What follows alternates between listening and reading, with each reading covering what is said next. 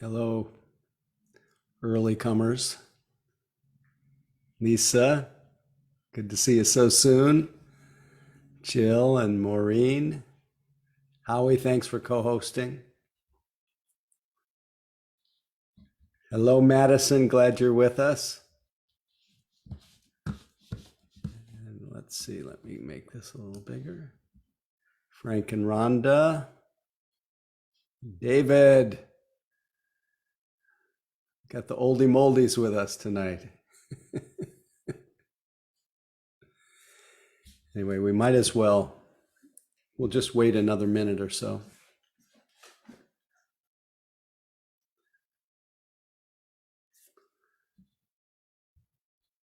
See, Dan C is hiding there. Jim, Misha, glad you're with us.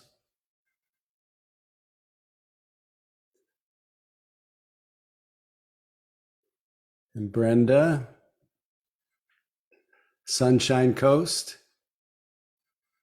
Looks sunny in BC. Hey, Charlie in Maine. Hey, Howie. I'm registered for the retreat in Edmonton end of September. Oh, how fun. How fun. That's fantastic. That's great. Okay, for those who are here, I'd like to invite anyone that would like to unmute to say good evening to each other. Just bathe in each other's sound. Hi, everybody. Hey, Peter. Hello. Hi, everyone. Hi, guys. Hi, everyone. Hi, y'all. Good evening, everyone. Hi, Mary from Santa Barbara. Hi. Hey, Mary. Good to see you. I'm from Oakland. Hi, Linda. Okay.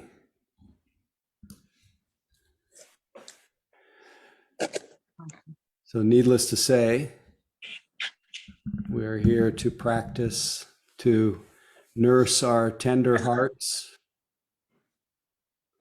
to rest in a natural peace that is available to us even in these troubled times. Of course, all times have been troubled, but especially for those who are still feeling the waves of grief about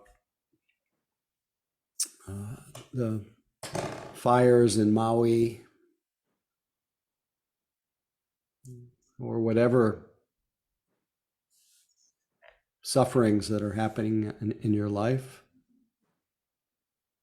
This is a time to just rest your weary hearts and minds in the natural peace of attention, of kind attention. As your attention, which is not so personal, attention is always non-judgmental, welcoming, it's boundless, so there are no limits to it.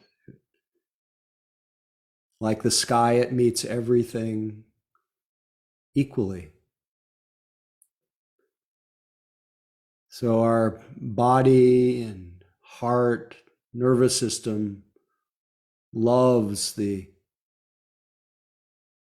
and senses the safety of a aware presence, of a loving awareness.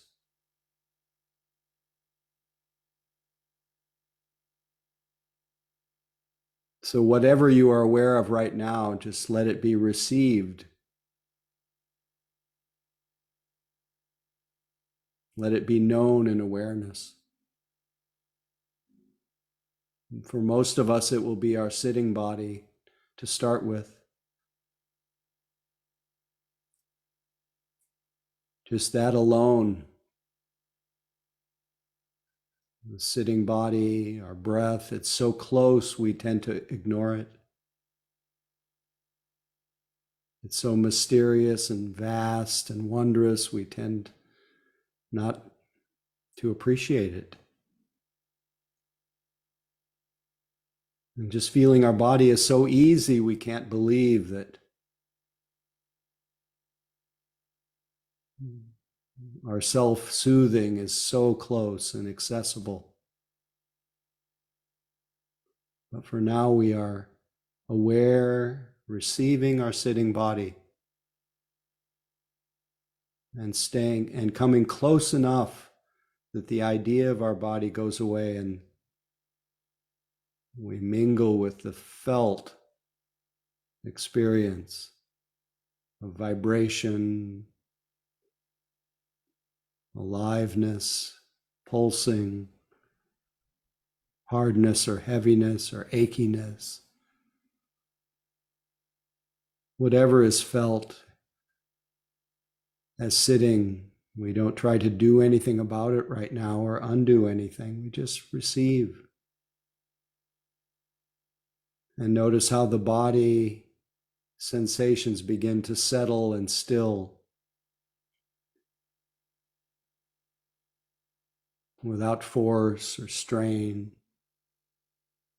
It's from letting go.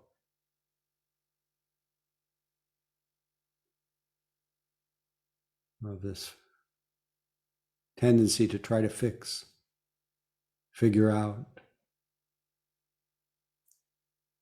You're just aware. And as our body stills, we can so much more easily notice and enjoy the sensations that come when our body breathes.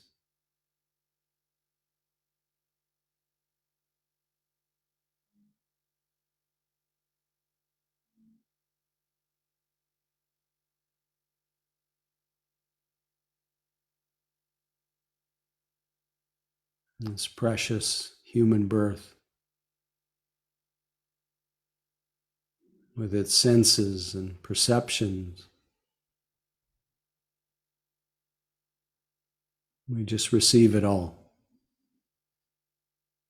Just this moment, just this body, just this breath.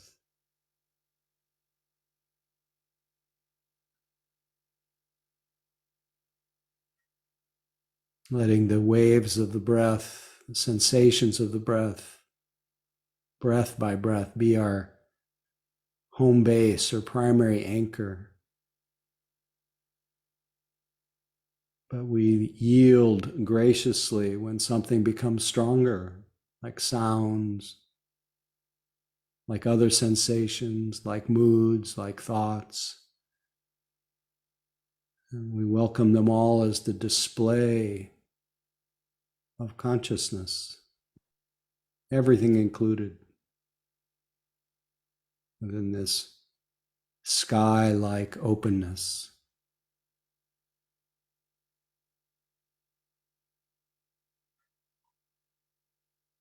Just this moment, just this breath, or whatever is predominant.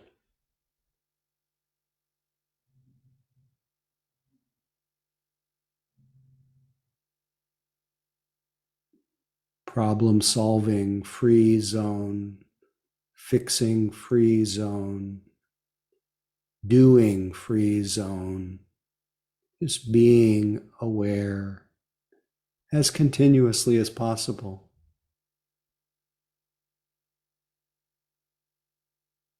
With the only thing even remotely like doing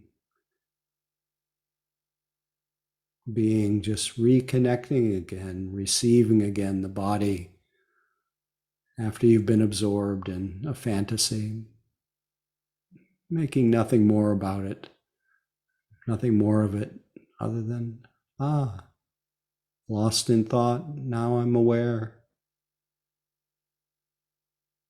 Now I can feel my body again, feel my breath. That's all. Just this moment. Again and again. coming back to this vital point of being aware, supported by the body.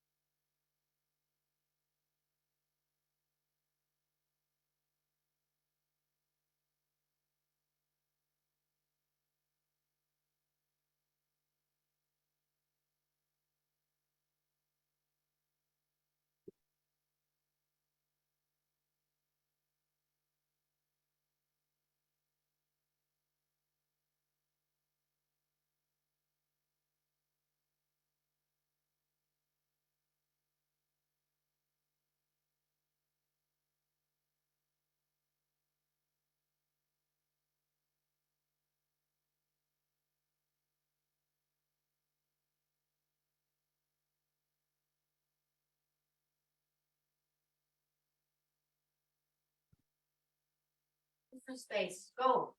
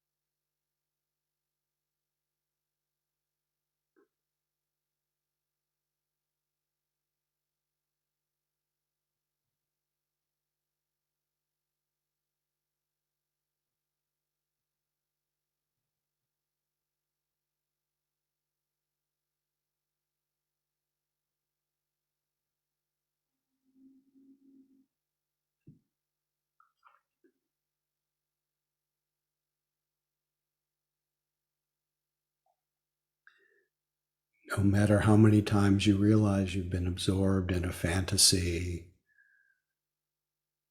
lost in thought, each time you notice that is a moment of mindfulness, mindfulness re-arising, waking up. So celebrate a relaxing and then receiving the much more obvious feeling of your sitting body, breath, the simplicity of the unfolding present.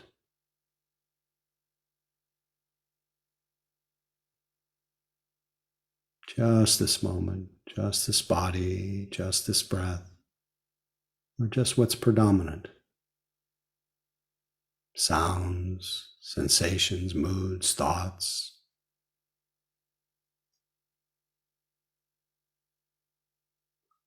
Uncontrived awareness, knowing sense experience just the way it is, just this moment.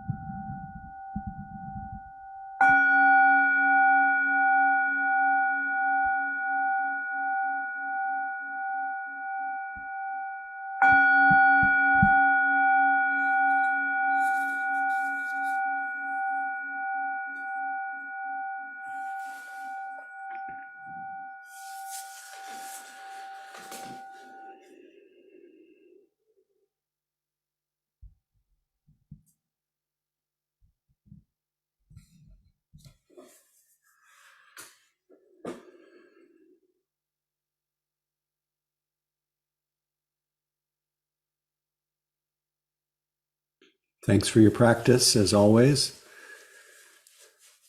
One of my many stray thoughts during the sitting was this knowing that there is in this Sangha, the way it's composed this evening, and most weeks for that matter, there are many yogis of many different lengths, we can say, of experience. Many beings here who've been practicing 30, 40 years, many who are relatively new to practice, but I felt very gladdened by the thought of, even in this virtual experience, that the Sangha was benefiting by those of you who, and you know who you are, who carry a lot of experience of the practice. And each of us carries the fragrance of that experience. So each of you who have been purifying your actions over many years, purifying your mind, which means mind training, purifying actions, meaning practicing non-harming. Such an antidote for this. Anyway, this is a politics-free zone. Anyway, such an antidote for a prevailing quality in our polarized world. Just the safety of being an environment yourself of non-harming. How comfortable it makes it for other people who are around you, that you are seeing the good in them, that you are not leading with what you want to happen. Instead, you're leading with openness.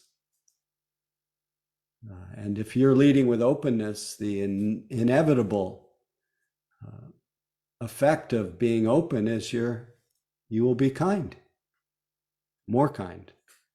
I'm not saying that we are not all full of greed and hatred and ignorance as part of our mind stream, part of our conditioning. But nevertheless, there is a fragrance of purity of action, purity of mind, a mind that has smoothed the waves of discursive thought, at least to a little greater extent. And because there's purity of mind, it's likely that there is also, over time, purity of view, which is the likelihood that there is wise understanding, that you understand the teachings. You understand, and if you understand the teachings, for example, the Four Noble Truths, if you really understand them in your bones, your mind is much more serene, less reactive, less dependent on circumstances for your sense of well-being, more unconditional. So you may not think of yourself this way, and I hope you don't walk around thinking of yourself this way, but you're a treasure. Each person who has put your tush on the cush for any length of time and practice sincerely, you're a treasure to the people who have to live around you every day, and to this world that needs those who are cultivating the path. So when I talked about purity of action, purity of mind, purity of view, those are just three parts of the Noble Eightfold Path. The first part of the Eightfold Path is about action. Second part of the Eightfold Path is about the training of our hearts to stay here. The last part of the Eightfold Path, or the first, it's all a hologram, the last part of the Eightfold Path, we'll put it in those terms, is the wisdom and understanding and the wholesome qualities that flow, just the inclination toward harmlessness, toward generosity, toward patience. There's a lot less ill will. Just much more equanimity. So thanks for your practice. And don't underestimate the power of just hanging out with a sangha of many experienced meditators. It's different.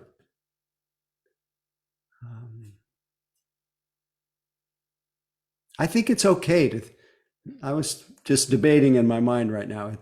I don't want you to be busy getting inflated about being a well-cultivated meditator, but I do want you to appreciate that you're giving off some good vibes, whether you know it or not. And maybe that will counter that version of yourself that plays in your mind where you're somehow insufficient, not enough, should be different, dissatisfied, because all that conditioning still plays out. But sometimes the people that give off the heat, give off the radiance of goodwill, they don't know it. They don't usually know it, and probably have a bad smell if they were busy being awakened. But I've noticed that about my long-term yogi friends and in this sangha and elsewhere. There's something that happens very, very gradually. We get more kind. We get a little bit less greedy for experience. A little bit more like the unsinkable Molly Brown, just the one person on that boat on the Titanic who could kind of keep some balance and a sense of humor.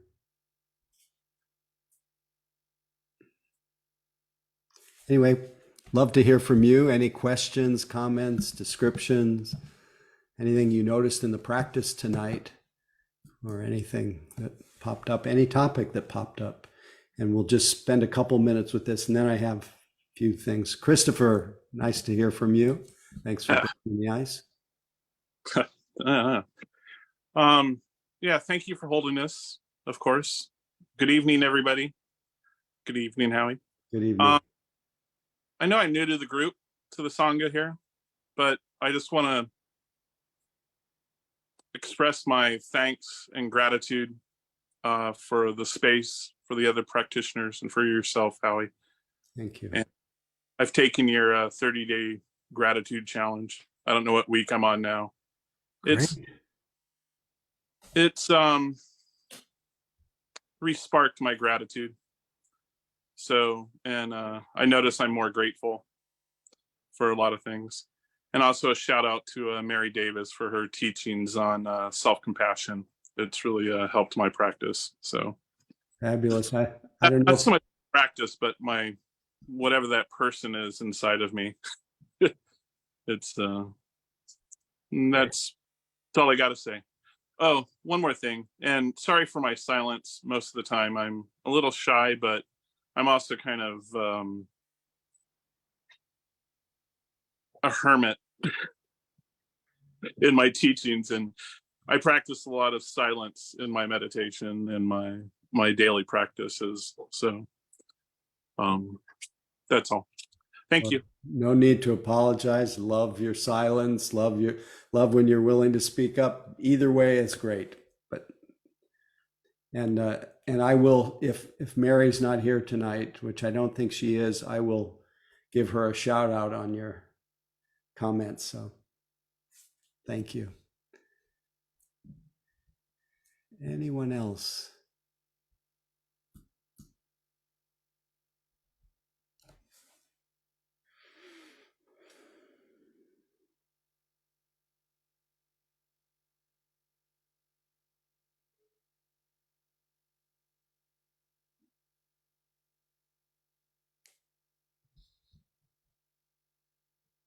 Okay.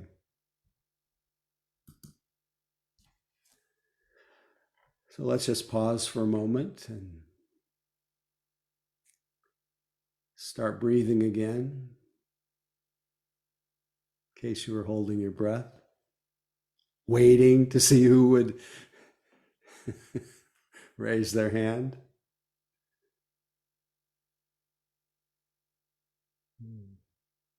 You know, in this role, it has to be okay if people don't raise their hand. They have to keep breathing either way. I can't make the breath dependent on whether someone raises their hand.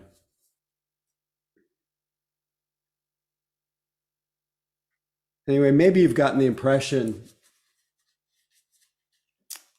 being in Dharma scenes over the years, and maybe even those of you who have been around only a little while, but it's pretty clear that this practice, these teachings, are not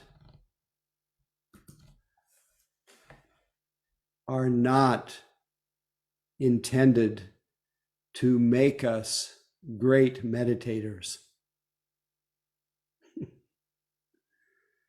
They're intended to support us to have less suffering in our lives, to be able to navigate the inevitable dukkha, things of our life that are difficult to bear, to be able to navigate the stresses of our life, internally, externally, both internally and externally, to be able to navigate it all with less suffering.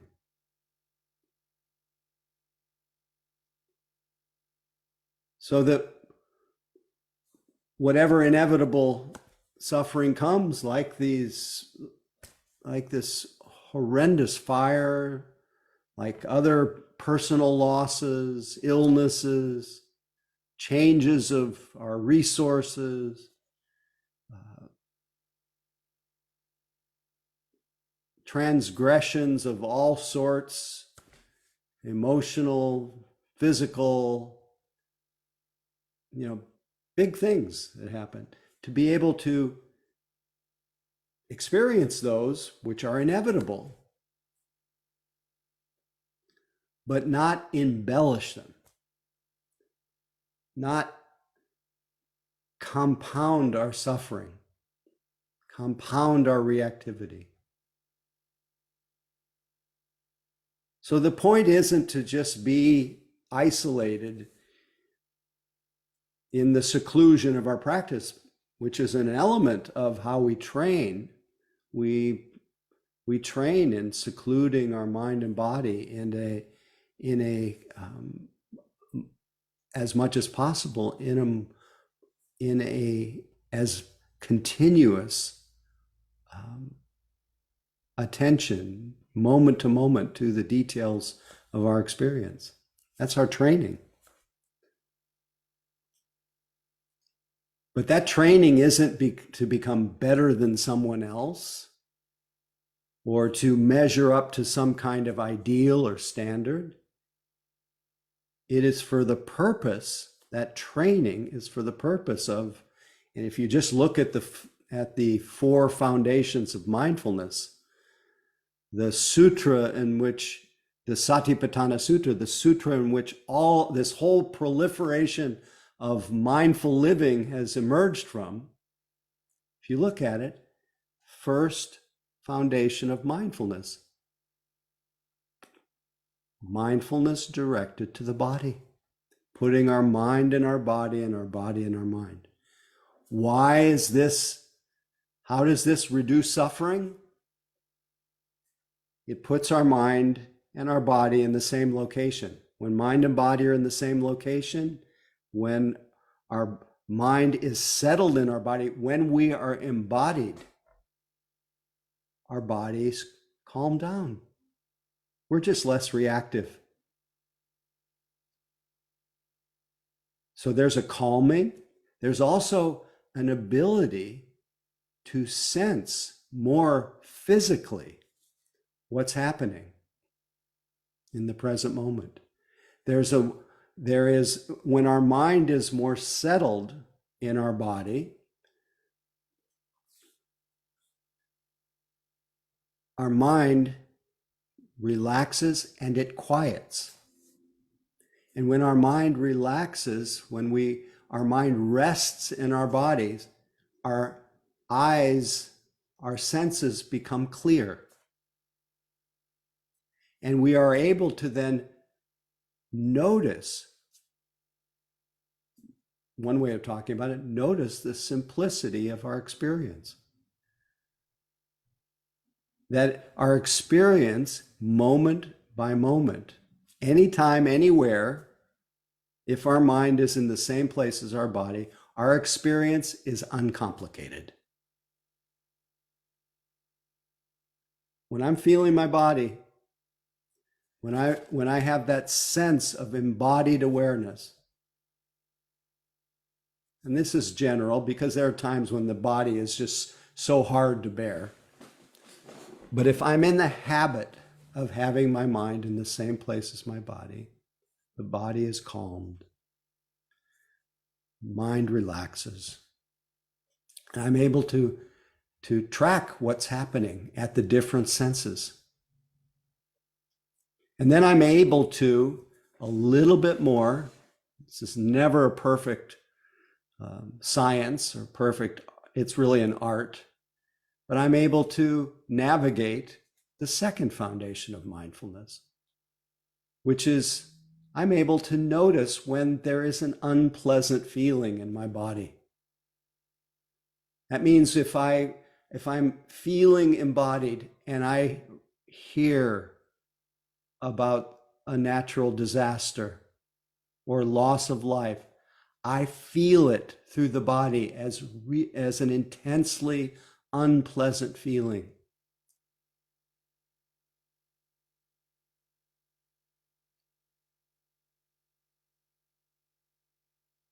If I'm not in my body, I'm very quickly, if I'm disembodied, I very quickly start to proliferate. I start to think, I start to spin. And the more disembodied, the more tense I am, the more tension there is, the more pressure there is, the more my mind proliferates and the more disembodied I get. Disembodied is simply lost in thought, lost in projection of past and future, rather than being able to notice thoughts of past and future. Notice how all of this is feeling, and the very feelings that seem so hard to bear when I think about them, they become the doorway itself to settling. The broken heart that I feel actually settles me. The broken heart that I think about endlessly is unsettling. So the first foundation, mindfulness of the body, mindfulness of feeling, doesn't in any way preclude having the whole range of human experience. I think we have to really let go of our excessive idealism about just not having any. Somehow our mind will be quiet, our life will all of a sudden seem magically wonderful in every way. Dukkha is part of life. Definition of birth, leading cause of dukkha. Dukkha, for those who don't know what dukkha is, that's the word for, often translated as suffering, but it's much more subtle than that. It's a wheel out of round, unreliable, unsatisfactory, difficult to bear, stressful. It's just part of life.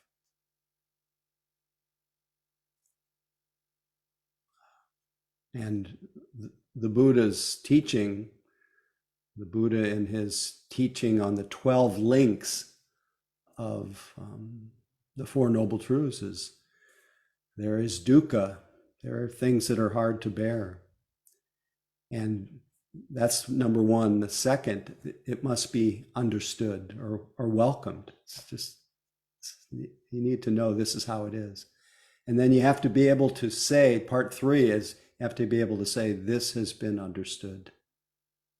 Really open to this.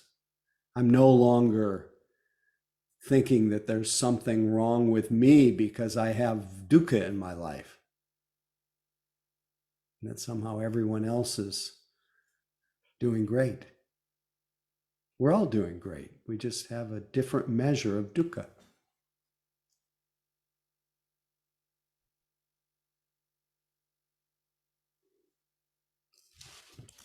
I just looked down at a piece of paper, and one I had on the desk this evening, and it's from the Anguttara Nikaya, the numbered suttas of the Buddha.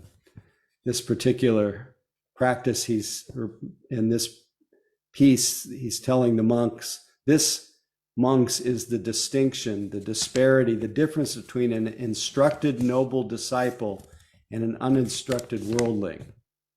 Quote, loss and gain, disrepute and fame, praise and blame, pleasure and pain, these things are transient in human life, inconstant and bound to change.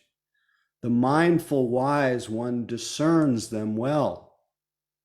Observant of their alterations, pleasant things do not stir their mind, and those unpleasant don't annoy them. Likes and dislikes are dispelled by them, aware now of the stainless, griefless state.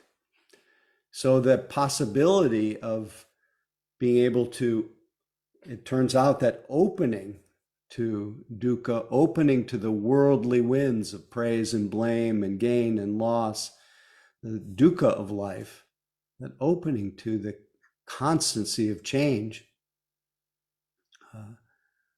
allows an opening, allows us to fall back or open up to a stainless, griefless state that is present even in the midst of the dukkha of life.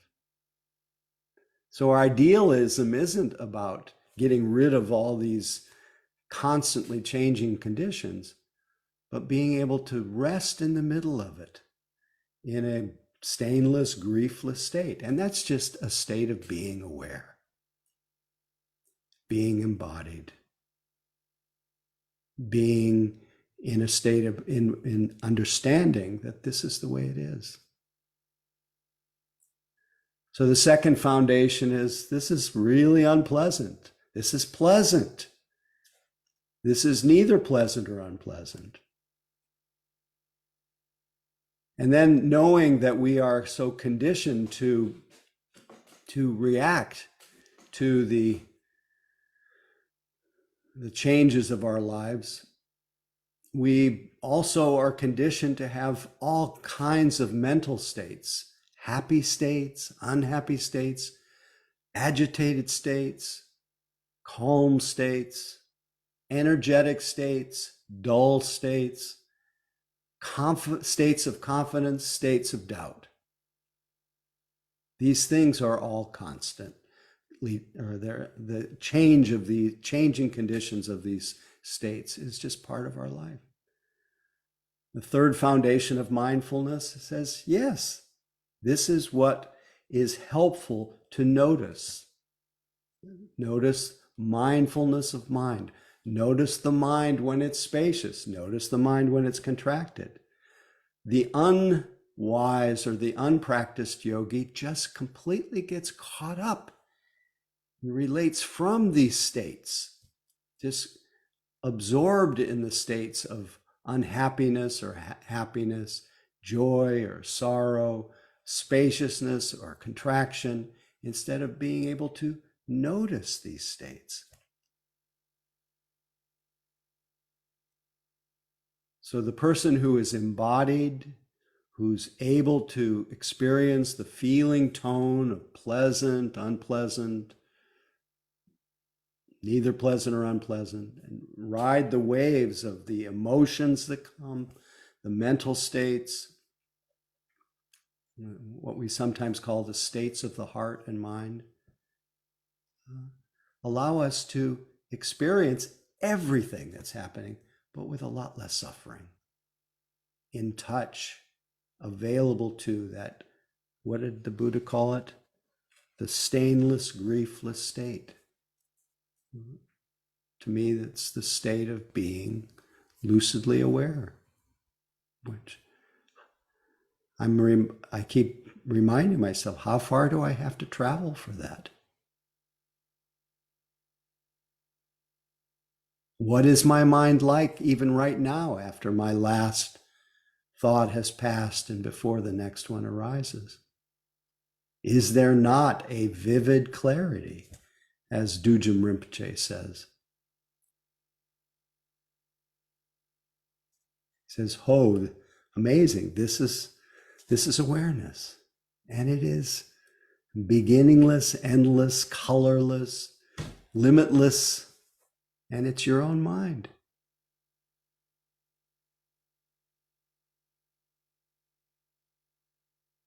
But knowing this, it doesn't stop the dukkha, but it stops the embellishment of the dukkha, the compounding of it. So that's why we practice. That's at least what I think, why we practice. Why this teaching is so seemingly so simple. The four foundations of mindfulness: mindfulness of the body, mindfulness of feeling tones, mindfulness of mind, and then mindfulness of the Dharma, knowing the feelings, the states of mind that are liberating, that are enhancing, and noticing the states of mind that actually make us bring suffering to our hearts, and having some understanding. Why this very simple teaching? So we don't suffer so much.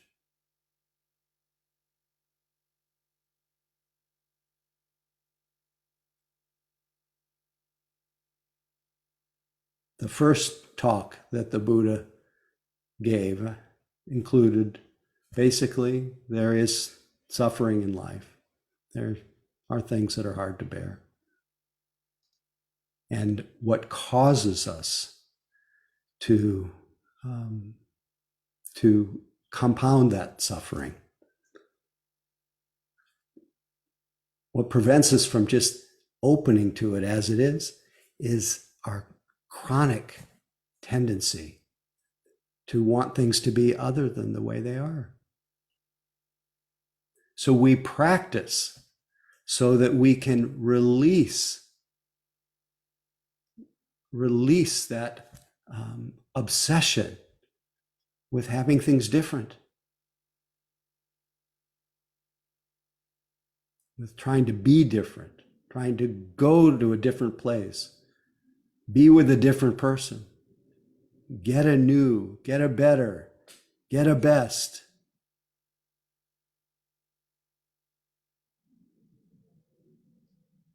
What the Buddha called re-becoming, bhava. So that we can actually rest in the middle of it all. It's like that little poem from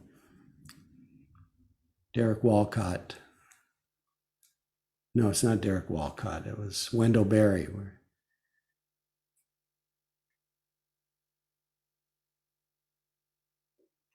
it says, I rest. I go where the wood drake rests in his beauty on the water, where the great heron sings, and I see above me the day-blind stars waiting with their light, and I rest in the grace of the world, and am free. I come into the presence of wild things in that poem. He says, who don't seem to tax their lives with forethought of grief. We're constantly taxing our minds with forethought or worry or fear. That's just a mind that's gotten disembodied. So our simple practice of cultivating the four foundations of mindfulness keeps our mind in our body and our body in our mind, keeps us in touch with and able to accommodate pleasant feelings and not get too overwhelmed by it, unpleasant feelings, not be drowned by it, to be able to accommodate the emotions that we experience, to be able to, instead of think about our feelings, which makes us really emotionally inarticulate, but instead of thinking about them, actually feeling them.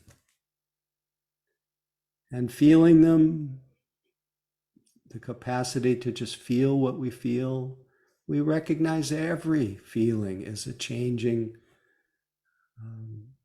condition. It's like the weather.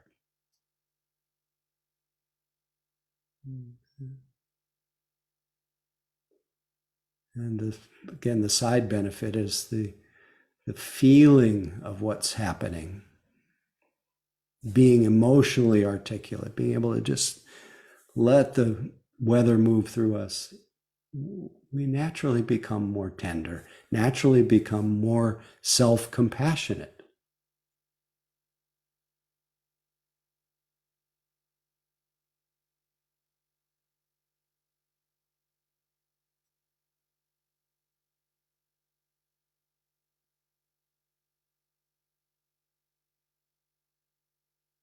So I wanted to end, if I can find it.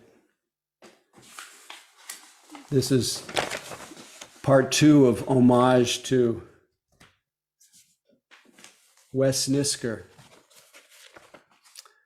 who I said a few things about last week, but just in the last couple minutes of the meeting last week. But a beautiful guy who left the world, lots of wisdom and great writing, and highly recommend that you read Wes's work. But he did write one poem that I thought was both poignant, funny, and thought it was apropos of tonight's thoughts about why we meditate. This is from Wes, entitled Why I Meditate, and then in parenthesis, after Allen Ginsberg. I meditate because I suffer. It takes a little bit of time to read this, so just settle in. I meditate because I suffer. I suffer, therefore I am. Therefore I meditate. I meditate because there are so many other things to do. I meditate because when I was younger, it was all the rage. I meditate because Siddhartha Gautama, Bodhidharma, Marco Polo, the British Raj, Carl Jung, Alan Watts, Jack Kerouac, Alfred E. Newman, et al. I meditate because evolution gave me a big brain, but it didn't come with an instruction manual. I meditate because I have all the information I need. I meditate because the largest colonies of living beings, the coral reefs, are dying. I meditate because I want to touch deep time, where the history of humanity can be seen as just an evolutionary adjustment period. I meditate because life is too short and sitting slows it down. I meditate because life is too long and I need an occasional break.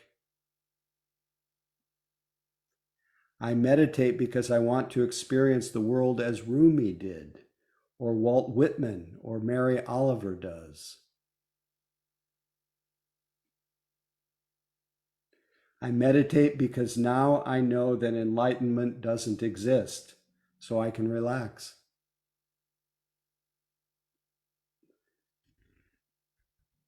I meditate because the Dalai Lamas laugh.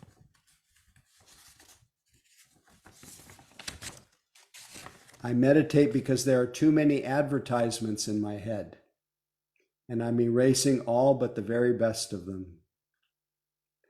I meditate because the physicists say there may be 11 dimensions to reality, and I want to get a peek of a few more of them. I meditate because I've discovered that my mind is a great toy and I like to play with it. I meditate because I want to remember that I'm perfectly human. Sometimes I meditate because my heart is breaking. Sometimes I meditate so that my heart will break. I meditate because a Vedanta master once told me that in Hindi my name Niskar means non-doer. I meditate because I'm growing old and want to become more comfortable with emptiness. I meditate because I think Robert Thurman was right to call it an evolutionary sport, and I want to be on the home team. Robert Thurman's a great Buddhist scholar, for those of you who don't know, professor at Columbia University. I meditate because I'm composed of 100 trillion cells, and from time to time, I need to reassure them that we're all in this together. I meditate because it's such a relief to spend time ignoring myself. I meditate because my country spends more money on weapons than all other nations in the world combined. If I had more courage, I would probably immolate myself. I meditate because I want to discover the fifth Brahma Vihara, the heavenly abode, the divine abode of awe, and then go down in history as a great spiritual adept. I meditate because I'm building myself a bigger and better perspective. And occasionally I need to add a new window. So may we all find internally why we meditate. But I think for most of us, it's because we don't want to suffer so much. So let's not turn our meditation practice into another cause of suffering, but one that actually relieves it. Anyway, thanks for listening. I think maybe we'll just sit quietly for a moment since we're done just before the period. And then Howie might have, the other Howie, the great Howie, might have some announcements. Maybe not. But let's just. If that's my cue. Yeah, go for it. That's fine. I just, well, Howie, I need to keep you online because I know there's something coming up this Sunday, but I think I read that it's that registrations are no longer being taken. Is that correct at Spirit Rock? I had a half-day retreat last Sunday. Oh gosh, that's right. Of course, that was the 13th. That's right. All right, I read it wrong. Okay. My bad. Yeah, no problem. So forgive me. Donna, just quick, I threw a bunch of ways that we can help keep this thing going by using our ability to contribute, and it's right there in the chat. And for those of you who are, and I noticed there's a bunch of folks watching on Facebook, and you can't get a chance to see the chat that well, I think. So just look at the email that you got, and there's a nice list of ways that we can contribute to Howie as our fearless leader, and to send some money and or volunteer and keep this wonderful Sangha going. That is all. Thank you. I have one brief announcement. that on the 27th of the month, I think it's a Sunday, I will have a half-day retreat online. And that will be a 9 to 1, I think, 9 to 1 West Coast time. And I'm not sure the topic yet, but we will meet and practice together for 4 hours, sitting and walking and talking. And it's a wonderful way to have a little bit of a sustained period of practice. And every other month, for the most part, we will be doing in person, but the month of August will be an online. So I hope to see you all there. And thanks for your practice this evening. Thanks for your support this evening. And I'd like everyone to feel free to unmute and say goodnight to each other. Howie, Chris, what was the name of that? What was the name of Wes's, that poem, the piece by Wes? Why I Meditate. Why another? Thank you. Good evening, everybody. Good evening. Good night, everyone. Good night. Thank you. Good night. Good night. Thank you. Good all. Thanks, everyone. Thank you, Howie. Good night, everyone. Thank you, Harry. Good night. Pleasure. Sweet Thank you. dreams, It was really everyone. great. Thank you, Howie. Thank Really you. enjoyed it. Be well. Very, very. Good night. Thank you and good night. Good night, everyone. Good night, Maureen. Mary. Howie, thank you for co-hosting as always. Wonderful, wonderful talk tonight. Thank you. Thank Great. you. Be well.